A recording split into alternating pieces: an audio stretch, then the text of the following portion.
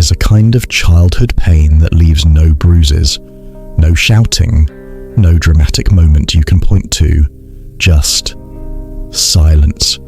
If you were ignored as a child, you weren't simply overlooked.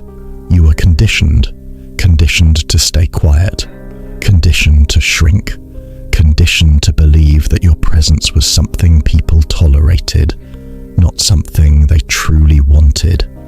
And the most dangerous part, no one ever warned you this was happening.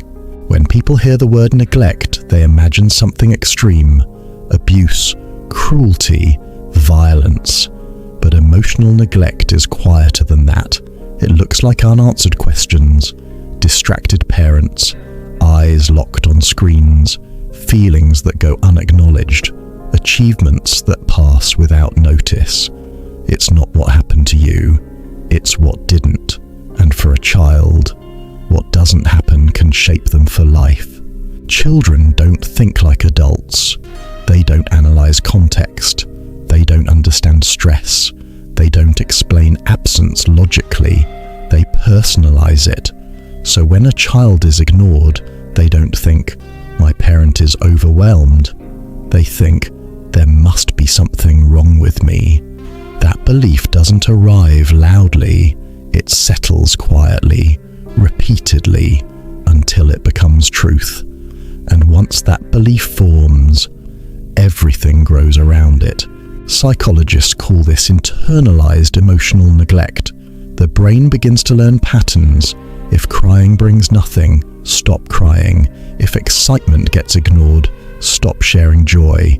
If needs feel like a burden, stop having needs. This is not weakness. This is survival. The child adapts by becoming quiet, low maintenance, emotionally invisible. On the outside, they seem fine. Inside, their nervous system is learning that connection is unreliable. Here's the deception. Ignored children often look mature for their age, independent, responsible, emotionally controlled. Adults praise them. Teachers trust them. Parents assume they're okay. But what's really happening is emotional self-erasure. They learn, if I don't take up space, I won't be disappointed. So they disappear emotionally while remaining physically present. And silence never sets off alarms. That child grows up, and suddenly the patterns make sense.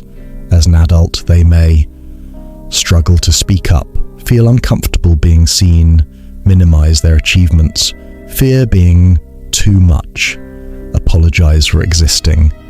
They enter rooms already braced for invisibility. Even love feels temporary. Even attention feels unsafe.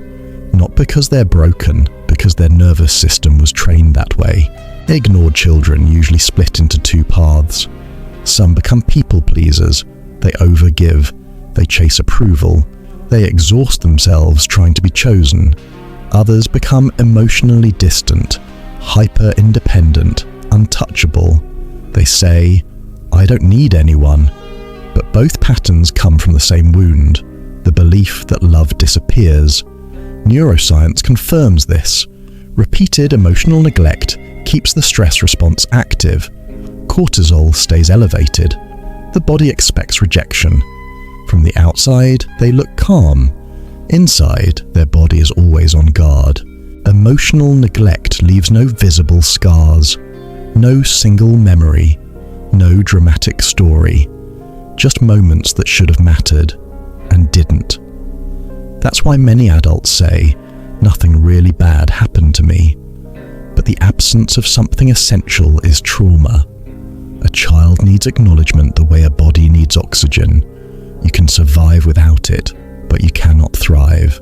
Healing feels hard because ignored children learned early that expressing needs was unsafe. So as adults, asking for help feels weak, setting boundaries feels selfish, speaking up feels dangerous, even being seen can feel threatening, because it never was before. Healing requires rewiring beliefs that form before language. That takes patience and compassion. Healing doesn't start with confidence. It starts with acknowledgement, with saying, "What I needed mattered." It's learning to listen to yourself, to celebrate your own wins, to speak, even when your voice shakes. Every safe connection teaches the brain something new. This time, I am seen. If you were ignored as a child, you are not invisible.